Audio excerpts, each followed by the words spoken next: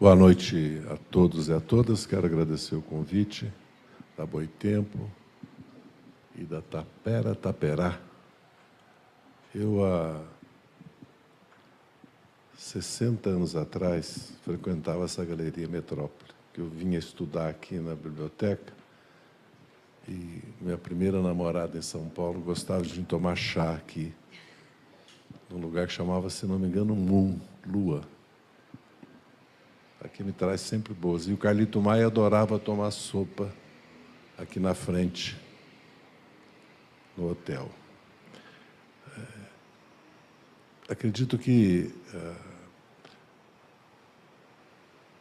os livros, os estudos, a militância, na verdade, da Jori nos Estados Unidos é fantástica, né?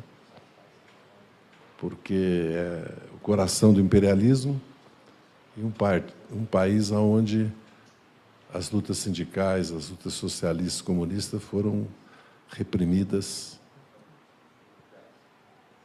e, de certa forma, essa repressão foi vitoriosa.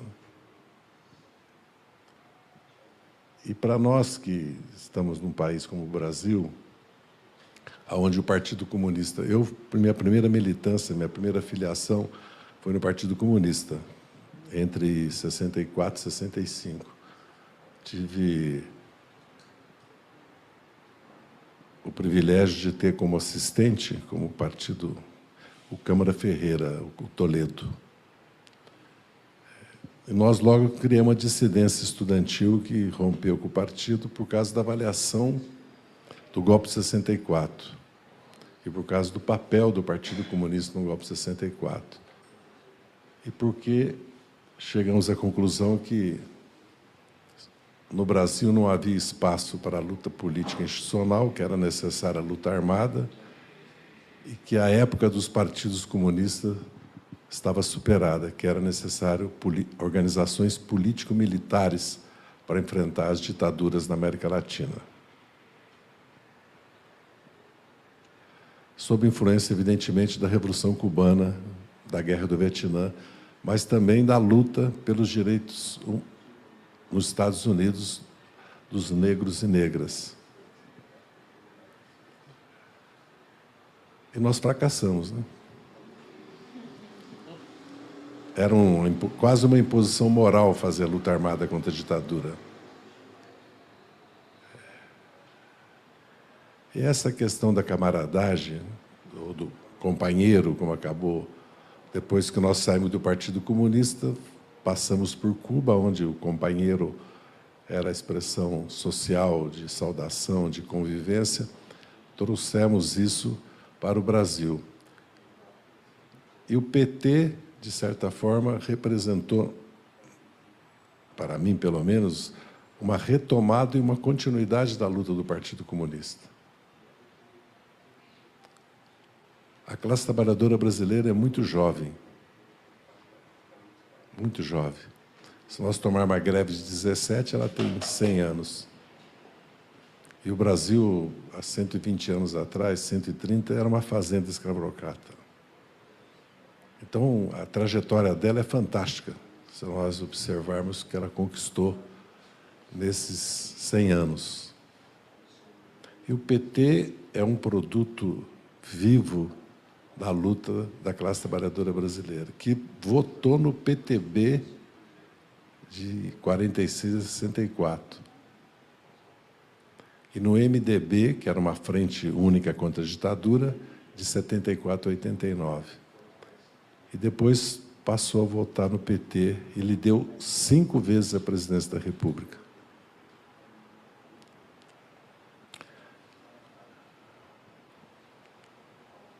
O Brasil viveu várias experiências de multidões, né? A experiência da luta contra a ditadura foi fantástica nesse sentido. Porque também, viu, Jori, nós não devemos considerar o voto, o ato de votar, como a parte da luta política social. É um dos instrumentos da luta política social.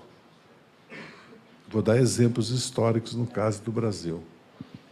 A ditadura perdeu eleições em 65, em Minas e no Rio, e acabou com as eleições. Como é que o povo se manifestou? Saíram às ruas para enfrentar os tanques? Os sindicatos estavam fechados, os centros acadêmicos e associações atléticas estavam fechados. Era proibido fazer feira de livros, cineclube, muito menos se manifestar. Como é que o povo se manifestou? Derrotou a ditadura nas urnas. Qual foi a resposta da ditadura? A repressão, a censura, a proibição dos partidos.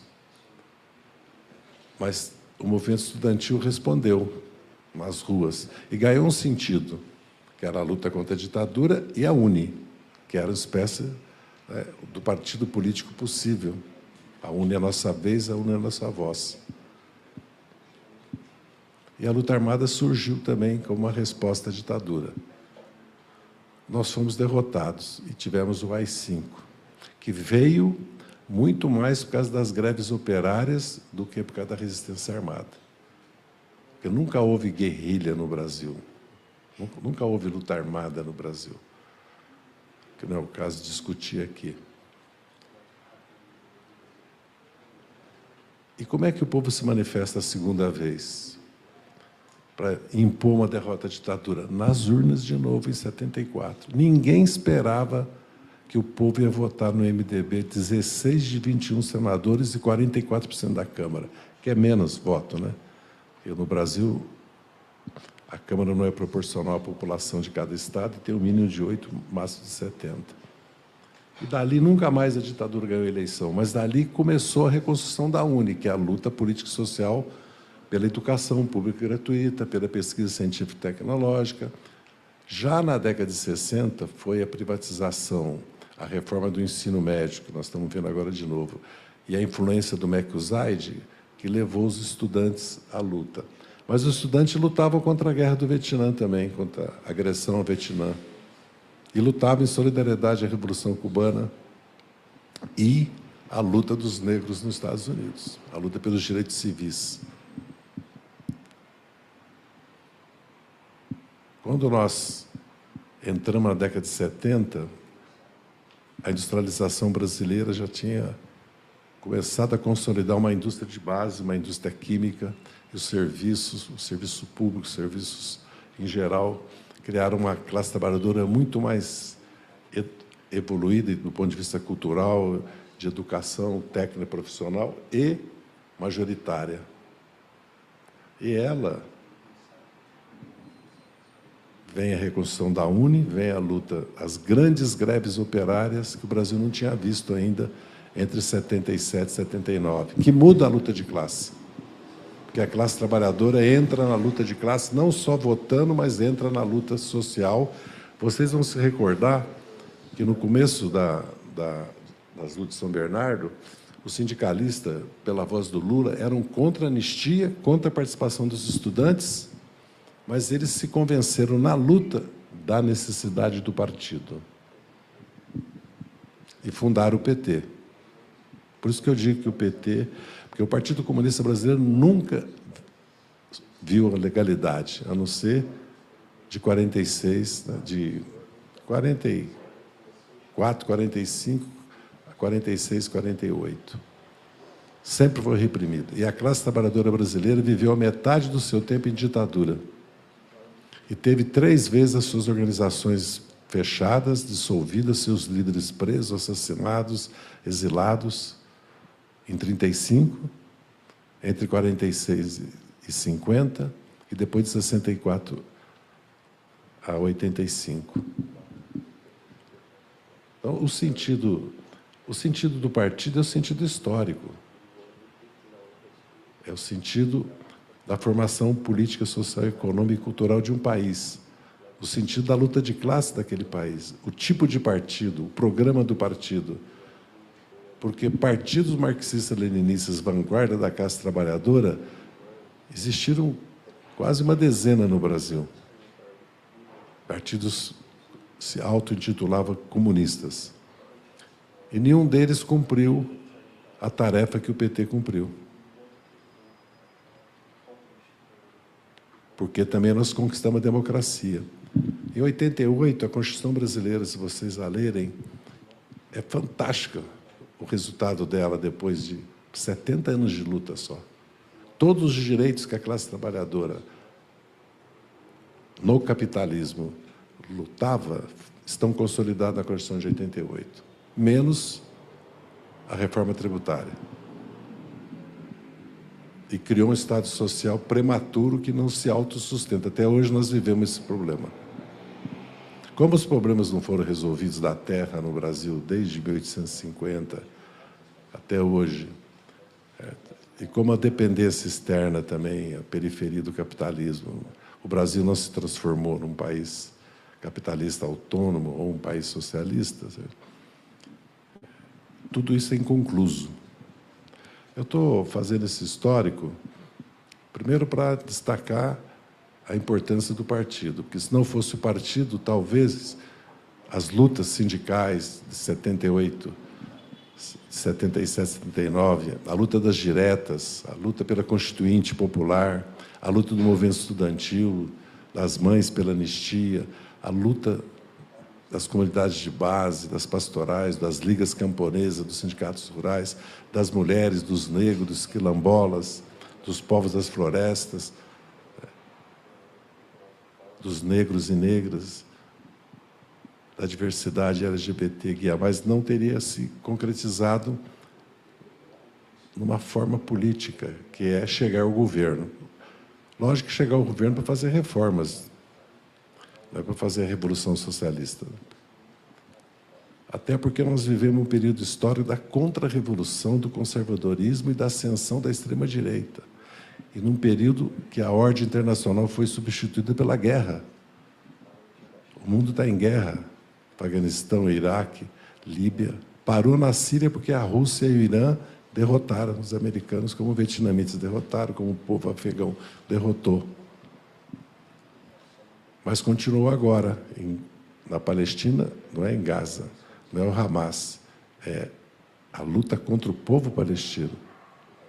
E na Ucrânia, que a Rússia faz uma guerra defensiva, que viola a Carta das Nações Unidas, é verdade, a nossa Constituição mesmo, mas é uma guerra defensiva. Basta estudar tudo que aconteceu de 2008 até agora, como a Rússia estava sendo cercada. Da mesma maneira que derrubaram o governo da Ucrânia, o objetivo era derrubar o governo da Rússia, com uma diferença que a Rússia é um poder nuclear. A minha experiência de vida política, a camaradagem, ela ganha quase que uma santidade, porque nós vivemos a tortura e as prisões, né? E nós vivemos a clandestinidade. Não vivemos só a luta social que nós travamos hoje, todos aqui travam as diferentes formas, e a luta política partidária, traz esse elemento muito importante que eu quero destacar dos estudos e da pregação, porque, na verdade, ela é uma militante, né? Que é a camaradagem. A camaradagem, alguns se recordam que, quando o PT foi criado, a palavra companheiro, pela primeira vez no Brasil, ganhou um significado político-ideológico. Ela não tinha, né? Que é a camaradagem. Agora, nós não podemos mistificar, né? Porque tem a luta interna, tem a luta pelo poder, né? Tem o carreirismo, tem o oportunismo, tem a vida, né? Como ela é. Né? Mas eu considero esse elemento, particularmente para mim, que tive o privilégio de conviver com camaradas, né? Fantásticos, homens, seres humanos, homens e mulheres que deram a vida pelo socialismo, pela luta revolucionária, que a camaradagem que me ligava a eles me sustentou nos piores momentos da minha vida. Sempre a lembrança deles dia a dia. E alguns eu praticamente lembro deles toda semana. Sempre quando acontece algo, eu vejo algo, eu lembro deles.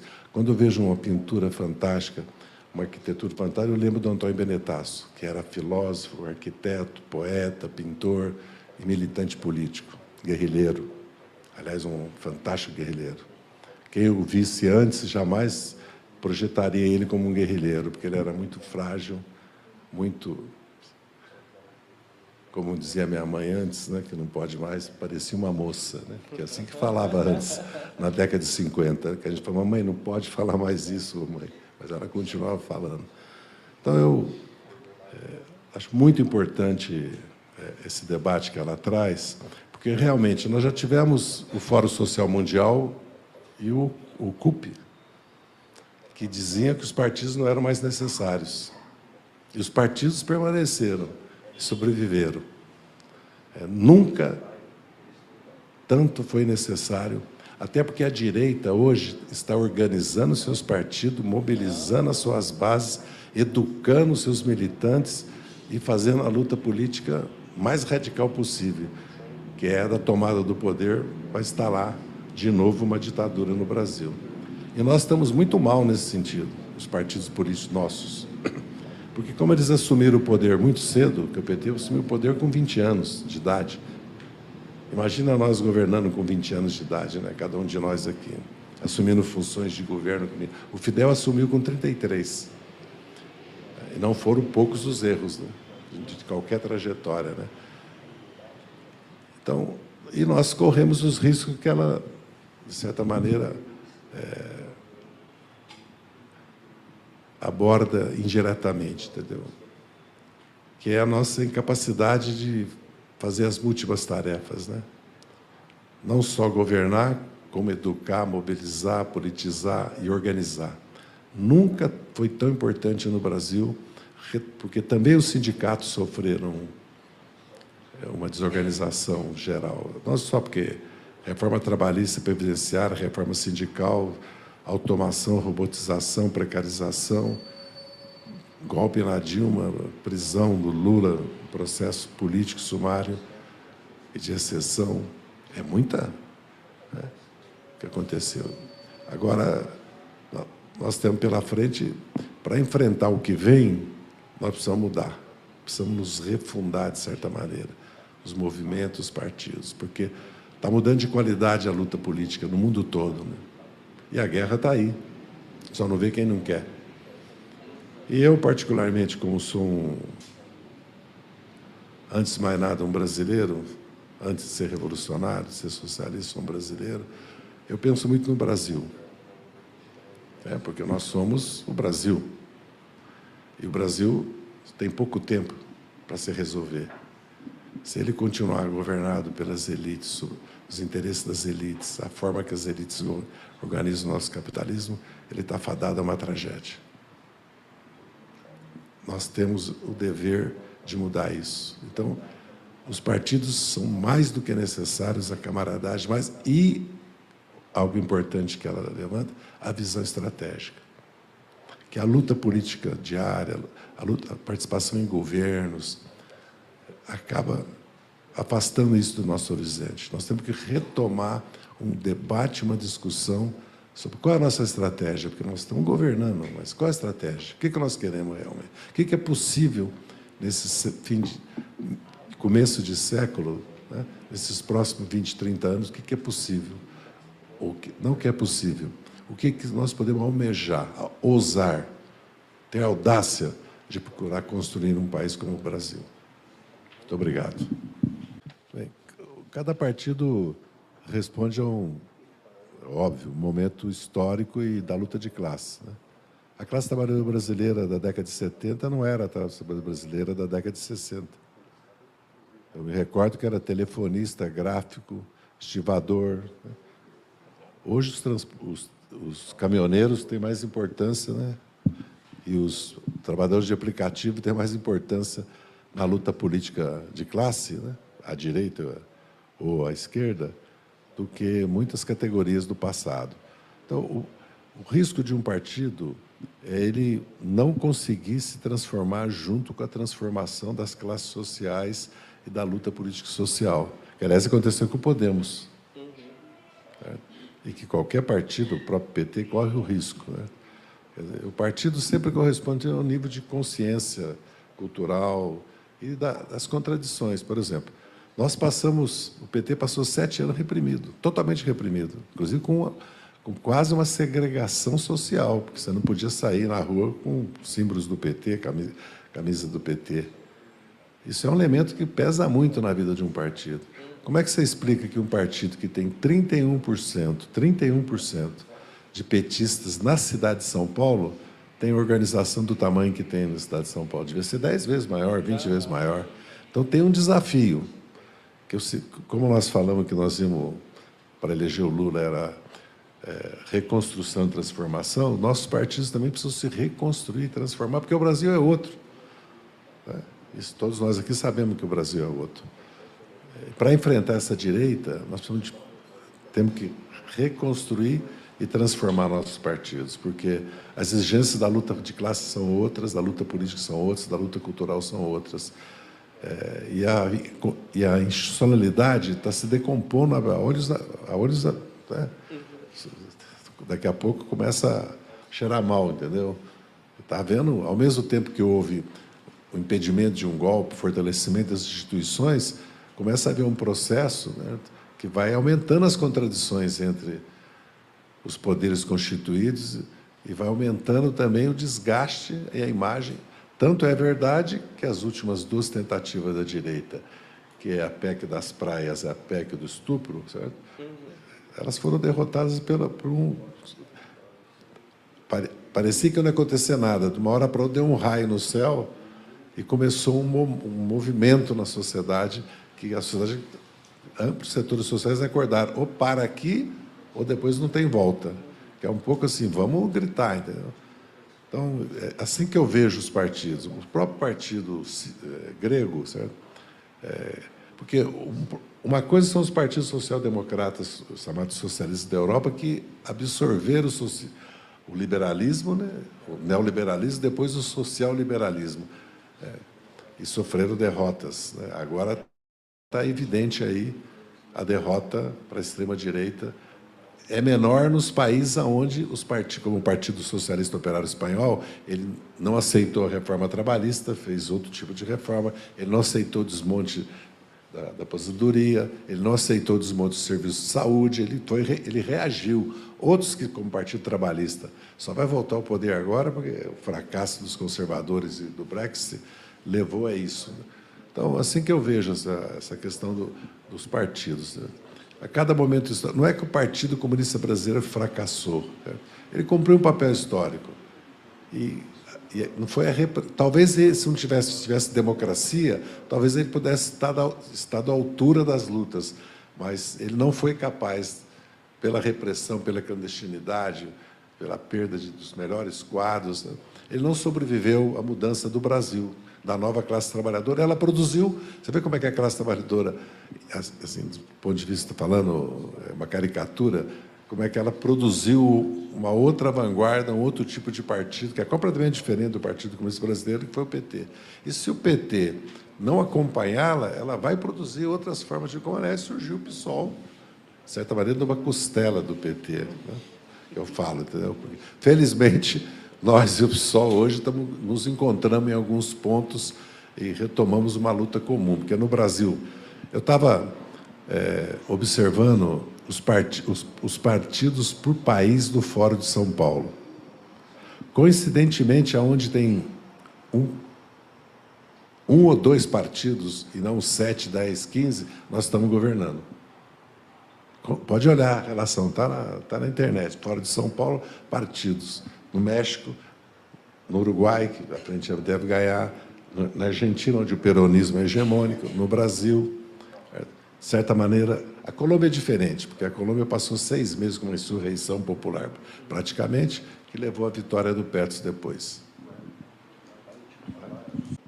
Quando nós começamos a organizar o PT, o que nós tínhamos era comunidades de base pastorais, os sindicatos, os sindicalistas, nem sindicatos, em muitos casos, eram as oposições sindicais autênticas, né? Os sindicatos como São Bernardo, pelo país todo, e uma imensa quantidade de organizações políticas que haviam vivido na clandestinidade e na ditadura. Eu acabei praticamente liderando uma corrente que se chamou articulação, que a primeira questão que nós colocamos é que o PT não era um partido-movimento, nem era uma frente de partidos, que o PT era um partido com um objetivo estratégico, que era governar o Brasil. Isso não foi simples, porque muitos achavam que o PT não devia nem se legalizar, por causa da ditadura. Outros achavam que o PT era uma frente, por isso estavam no MDB, estavam no PDT. Então, o partido surgiu realmente de movimentos sociais, mas logo ele ganhou consciência que ele era um partido político e não um movimento contra a ditadura, com uma plataforma contra a ditadura. Por isso mesmo que o 5º e o 7º Congresso do PT evoluem para o modo petista de governar e o socialismo petista, né? Que o poder não apenas se toma, mas se constrói, né? Que era um pouco a síntese. E no primeiro Congresso do PT, depois da queda do Muro de Berlim e da dissolução da União Soviética, o PT enfrentou o debate se ia virar um partido social-democrata ou um partido socialista, né? Então, não foi assim tão simples. Quem comanda a organização é a política. Isso foi por causa da minha formação política anterior, que eu discuti muito dentro do PT. A organização depende dos teus objetivos políticos, do teu programa e da tua estratégia. Você não pode... A organização é uma coisa muito... É um instrumento, uma ferramenta. Aliás, partido é isso, né? O partido tem que mudar. Ele tem que mudar, porque muda os tempos, o partido tem que mudar. Partido hoje que não está nas redes, não existe. Corre o risco de não existir. Eu sou da opinião que o movimento de 2013 foi cooptado pela direita, abertamente. Pela direita e pelo Departamento de Estado, não só pela direita, né? E foi por causa exatamente que a dispersão e a falta de um objetivo... Ele começou com a questão de transporte, evoluiu para não vai ter Copa, né? E foi se perdendo. Não só por falta de liderança, mas também por falta de objetivo, a não ser que o objetivo fosse derrubar o governo da Dilma. Aí tinha objetivo. E a direita soube aproveitar disso. Lógico que, nesse momento, o PT estava completamente em estado de perplexidade, né? Isso também aconteceu, né? E o governo da Dilma era um governo que estava dividido, né? O PT não concordava mais com a orientação do governo. Quando ela faz... Porque o governo da Dilma é uma mistura de crise internacional que afeta o Brasil, que a crise política impede de resolver, e que a solução, via um programa liberal, tira a legitimidade do governo. É fácil de falar isso agora, né?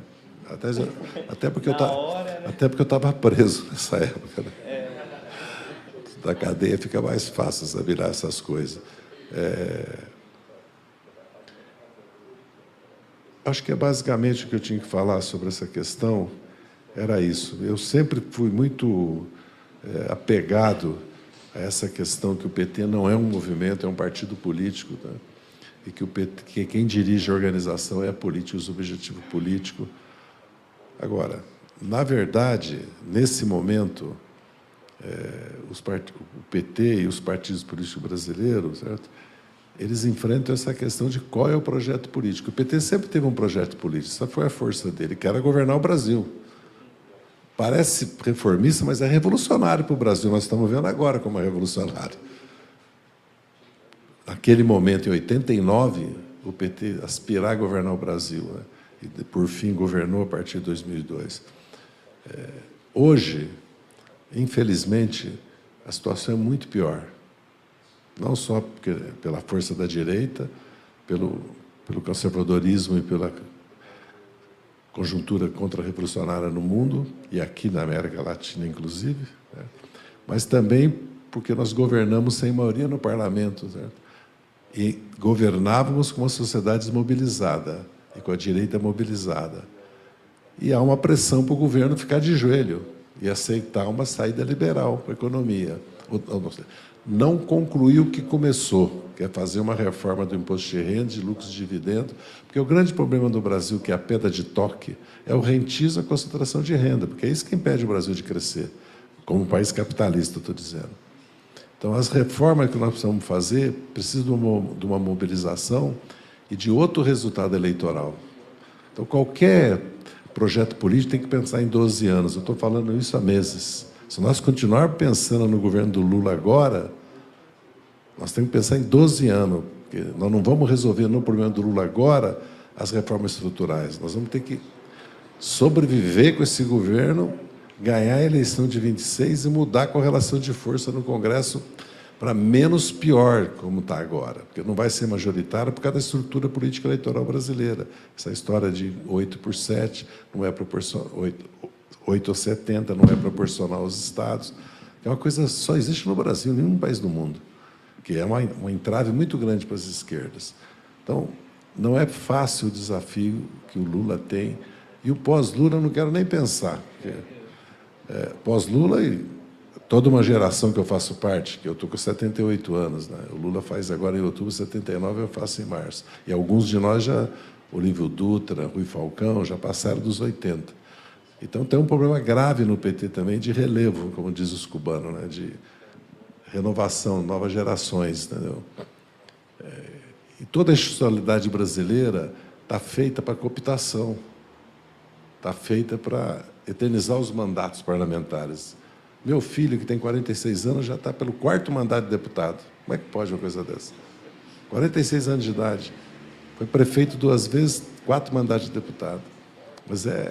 Mas também é porque breca a ascensão para outras funções, para outras etapas da vida política brasileira, do jeito que está o sistema político. Eu acho que nós temos que ter consciência que nós temos que, eu sempre falo, temos que ajudar o presidente Lula a governar o Brasil, porque a correlação de força está muito desfavorável. Eu já falei, às vezes eu falo, não devo falar, é quase impossível pensar que nós estamos governando o Brasil nesse momento, né? Dado a força da extrema-direita no mundo e no Brasil, dada a força do bolsonarismo. E tudo o que aconteceu, e nós conhecemos as instituições brasileiras, os poderes fáticos brasileiros, como é que eles funcionam. Basta olhar a evolução da mídia, como é que está indo nas últimas semanas. Entendeu? Então, acho que... Espero que o Lula tenha consciência disso, né? Ele é o primeiro que tem que ter consciência. Essa discussão da exploração do petróleo na Amazônia, na verdade, já está sendo explorado nas Guianas. E a questão da transição ecológica é um vasto assunto para discutir aqui. Eu tenho uma opinião muito formada. Se depender de mim, o Brasil vai explorar todo o petróleo que precisa explorar, desde que se aproprie da renda do petróleo. Senão, eu não tenho interesse nenhum. Porque qual é o problema do Brasil? Um país se desenvolve se apropriando de uma parte da renda nacional. Pelos impostos, no Brasil se apropria da renda da classe trabalhadora. A elite, 1%, que tem quase 30% da renda, e os 10% que tem 50% não pagam imposto. Então, está tudo errado. A agricultura não paga imposto, a mineração não paga. Onde tem uma riqueza que o Brasil poderia ter se apropriado, e nós fizemos isso com a partilha e com o fundo social que nós criamos, porque assim que a Noruega era um país miserável depois da guerra. É só ver o filme Marinheiros de Guerra. E na década de 50 era um país muito pobre. E a Grã-Bretanha sobreviveu por causa do Mar do Norte, por causa do petróleo, porque eles se apropriaram dessa riqueza para fazer a revolução tecnológica, educacional, para distribuir renda. O Brasil, se não se apropriar da renda do petróleo, vai ter que fazer uma reforma tributária sobre a renda, riqueza e propriedade, que é uma revolução social. Se o PT e o governo, nós que estamos no governo, os partidos, a esquerda, conseguirem fazer uma revolução no Brasil social, que é uma reforma, desconcentrar a renda e a riqueza, o país vai crescer. Porque para fazer uma revolução no Brasil, nesse período histórico que nós estamos vivendo, certo? Não seja que ela seja crível para a minha geração, dada a situação do mundo, né? Porque o mundo hoje se resolve como as questões? Com guerra. Então, nós temos que levar em consideração que que aqui no país quem está mais forte hoje é a extrema-direita, somos nós. Até pelos dados que vocês falaram aqui. Os partidos de esquerda não conseguiram se apropriar, certo, das redes. Continua analógico. O próprio governo, de certa maneira, continua analógico, né? Apesar que fomos nós que revolucionamos o marketing político, a publicidade no Brasil na década de 80. Foram as esquerdas. Não foi, a direita não foi a direita. A direita tinha... Quer dizer, o capitalismo que o Brasil sempre teve... Aliás, acabou de ganhar em Cannes agora quase todos os prêmios de publicidade. Entendeu? Então, eu vejo como um desafio realmente gravíssimo para nós a questão das redes. Continua. Não vou dizer da desvantagem que nós temos, porque eles têm poder econômico, eles tiveram apoio da cibernética do Exército nas eleições de 18, apoio internacional, mas nós temos que resolver esse problema. É gravíssimo essa questão. Agora, no PT ela estaria muito bem. Eu não vejo, no PT não existe nenhuma... Pelo contrário, o PT, há 12 anos atrás, tomou uma resolução de paridade nos cargos, né, de gênero, criou as cotas, certo? E resolveu esse problema. Nós não temos nenhum... Pode ser que nós não temos lideranças como o PSOL tem, certo? Mas nós temos muitas deputadas, vereadoras, aliás, são discriminadas, perseguidas, todo o Brasil, que são LGBTQIA+. Aliás, o Movimento Sem Terra fez uma mudança então mais radical que o PT ainda. Não vejo que seja um problema isso dentro do PT. Com relação a reformismo e revolução, certo? No Brasil, se você... Bolsa Família foi reformismo, mas deu consciência política para grandes massas de trabalhadores e trabalhadoras no Brasil. Entendeu?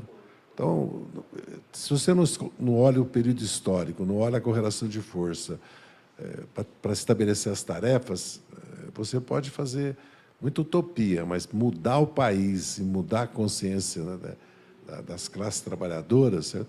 Depende muito de você também avançar nas conquistas dela, nos direitos delas. Não foi muita coisa que o Brasil avançou nesses últimos 24 anos. Levando em conta que, eu quero repetir, nós vivemos... A direita elegeu sempre gente da qualidade do Bolsonaro. Jânio, Collor e Bolsonaro. E, para ganhar de nós, ela tem que dar golpe. Deu em 64, porque o PTB já tinha elegido 150, 60 deputados, e deu o golpe em 16 para tirar a Dilma. Então, na verdade, a correlação de força se inverteu pela força. A questão da extrema-direita, da apropriação das redes, né, e da ideologia de gênero, cultural, que ela foi inventando, o marxismo cultural, isso veio... Porque o Bolsonaro nunca falou em nada só em questão sindical. Tudo isso o Bolsonaro... ele capturou de fora para dentro, entendeu? Não era a pauta dele nunca essas questões, nos 32 anos que ele teve na Câmara. Isso foi de 16 a 18 que ele foi cooptado para essa pauta e se transformou em instrumento dessa pauta, que vem de fora, não nasceu aqui no Brasil, vem de fora para dentro. Entendeu? E mais, eu não falei, mas vou falar. Hoje, o capitalismo absorveu a questão do meio ambiente, de gênero, raça, inclusive a questão LGBT, porque você vai em qualquer empresa hoje, tem um compliance exigindo que se cumpra isso. E toda a Rede Globo, toda a agenda da Rede Globo, toda a grade da Rede Globo é isso. Isso não quer dizer que essa luta não seja necessária.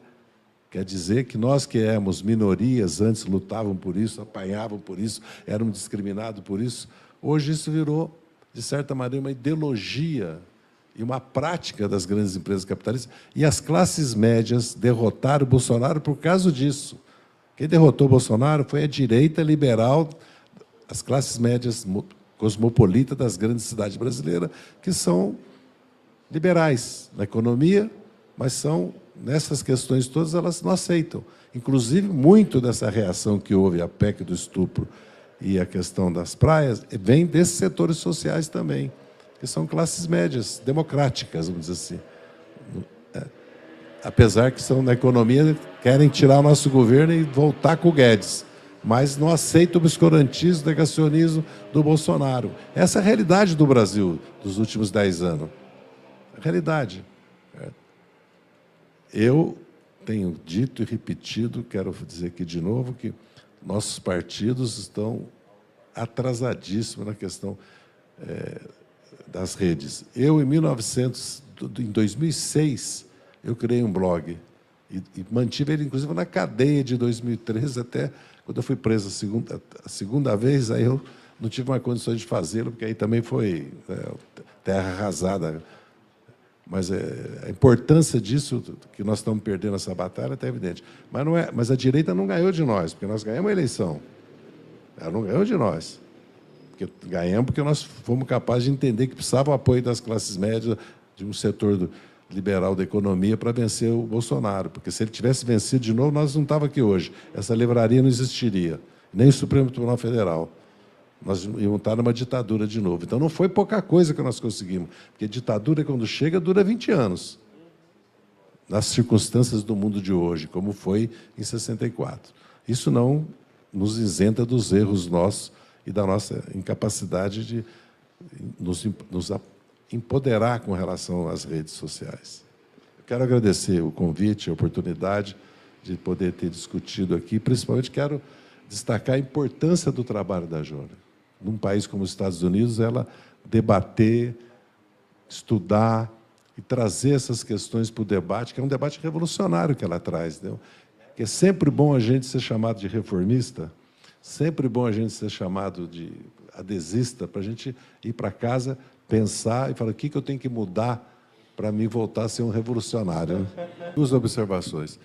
No Brasil, a internet foi disruptiva para a grande imprensa e para os monopólios de mídia, no seu primeiro momento. Tanto é que eles nunca aceitaram o controle sobre a mídia. Hoje eles querem controlar a internet. É a maior contradição. Eles estão nus, desnudos.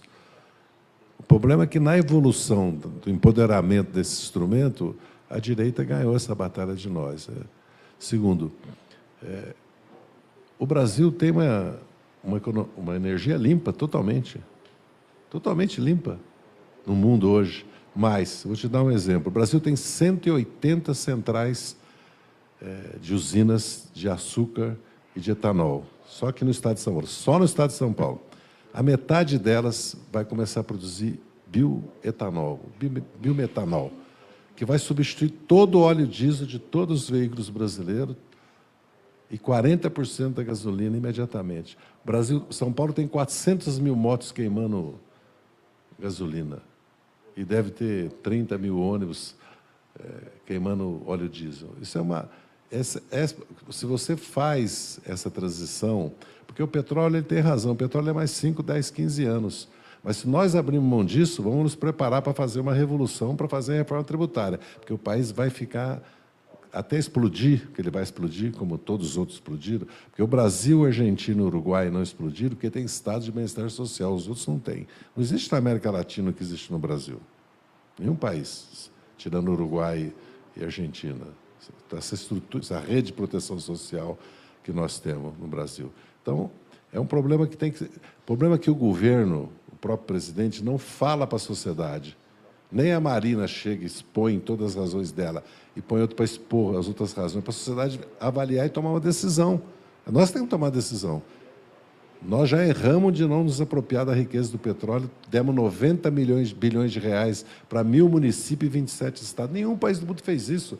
Pegou tudo isso para fazer a revolução no país. Cada um com o seu problema. Os árabes fazem lá da maneira deles, a Noruega fez da maneira dela. E nós podíamos ter feito. Não foi à toa que teve a Lava Jato, teve o golpe de Estado, entendeu? Porque a riqueza do petróleo é quase 200 bilhões.